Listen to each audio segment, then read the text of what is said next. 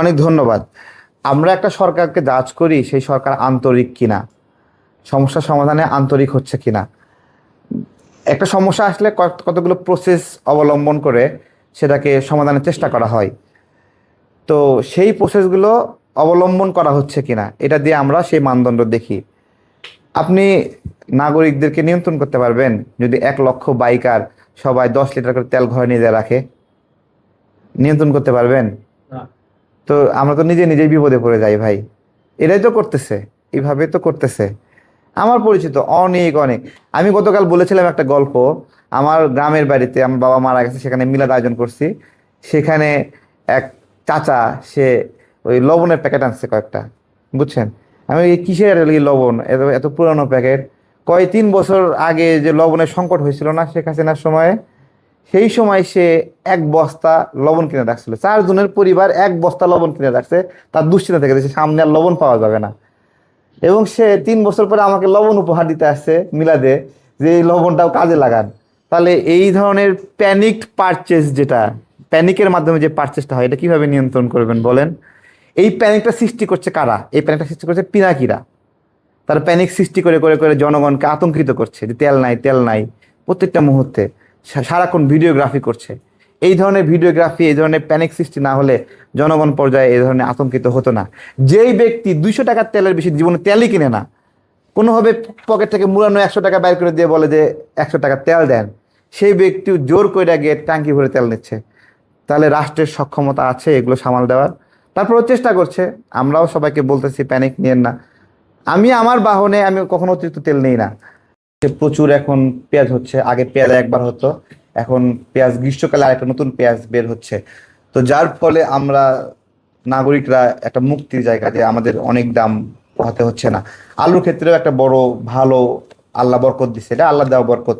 কোন রাজনীতিবিদ যদি বলে তার কারিশমায় জমিতে আলু বেশি হয়েছে, এটা তা কিন্তু না, এটা আল্লাহ দিচ্ছে, আমাদেরকে উর্বর করে দিচ্ছে, আমাদের ফসল ভালো হচ্ছে, জমি রসালো করে দিচ্ছে।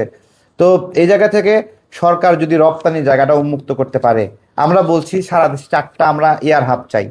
সেই এয়ার হাবটা হবে 4টা বড় ভেজিটেবল মার্কেট, যেখান থেকে দুবাই থেকে সৌদি আরব থেকে বড় বড় ব্যবসায়ীরা কার্গো বিমান নিয়ে আসে, মানে বিমান ভর্তি করে পেঁয়াজ আলু যা লাগে নিয়ে যাবে। আপনাকে তো একটা উপায় বের করতে হবে। এবং দেখেন, আমরা সবাই দোকানদার হতে চাই, খালি বেচতে চাই। 2 তলা থেকে নিচতলা থেকে একটা একটা জিনিস নিয়ে 3 তলায় গিয়ে সাপ্লাই দেবো, 10 টাকা জিনিস 12 টাকা বেচবো, আমরা এই ধরনের ব্যবসায়ী হতে চাই। অথচ আমাদের একটা বীজ 1 টাকা কেনা পড়ে, এই বীজটা একটু সার একটু চর্চা করলে 2 কেজি বেগুন দেয়। 2 কেজি বেগুন 120 টাকা। 1 টাকা থেকে 120 টাকা হওয়ার যে সহজ ফর্মুলা, যা আমাদেরকে আল্লাহ এখানে দিচ্ছে আমাদের মাটিতে, আমরা সেই কৃষি কাজ করতে চাই না, যাই কৃষি জমিতে চায় না। সবাই খালি গুলিস্তানে হকার হতে চায়, কিন্তু আমার গ্রামে যে কৃষিকাজের জন্য লোক পাওয়া যায় না, এটা তো কেউ বলে না। হ্যাঁ, এই লোক, এবং এবং আমি খুবই আলহামদুলিল্লাহ, আমাদের মাননীয় প্রধানমন্ত্রী গুলিস্তানে সহ সারা দেশে এই যে রাস্তাঘাট ফুটপাতগুলো, বিষয়টা এরকম হয় যে ওই রাস্তাটা বানানোই হয়েছিল হলো ওই দোকান দেওয়ার জন্য, গাড়ি চালানোর জন্য না। এবং দোকানদাররা বলে তুমি এখানে অযথা গাড়ি নিয়ে আসছো কেন? ঠিক আছে, এখানে আমরা দোকানদারি করছি, এখানে গাড়ি নিয়ে ঢুকছে কেন? আমরা যখন বিভিন্ন জায়গায় গিয়ে দাঁড়াই, গাড়ি থেকে নামি, তখন তাদের চোখ মুখ দেখলে তো সরো সরো সরো সরো, এখানে দাঁড়াচ্ছে কেন? মানে রাস্তাতে তার দোকানদারি সমস্যা হচ্ছে, সে গাড়িকে সরাই দিচ্ছে, এরকম একটা অবস্থা। তো এই সামগ্রিকভাবে অব্যবস্থাপনা থেকে আমরা মুক্তি পেতে যাচ্ছি। দেশের মানুষের সহযোগিতা প্রয়োজন, ওইটাই। এই যে এই উদ্যোগগুলো যখন নেওয়া হচ্ছে না একটা একটা উদ্যোগ করে, মানে বিরোধী দলের কাজ কি? বিরোধী দলের কাজ কি? যে ফ্যামিলি কার্ড বিতরণ করছে, কোন জায়গায় ভুল হচ্ছে ধরায় দেবে, ঠিক আছে? কিন্তু তারা তা না করে কি বলতেছে, রাখ তোর ফ্যামিলি কার্ড। হ্যাঁ, তাদের কাজ কি? কৃষকের ঋণ মকুব হচ্ছে, সঠিকভাবে সব কৃষক সুযোগ পাচ্ছে না বা বঞ্চিত হচ্ছে অনেকে, সেটা ইমব্যালেন্স নিয়ে কথা বলবে না, সেগুলো নিয়ে কথা বলবে না, এগুলো নিয়ে কথা বলবে না।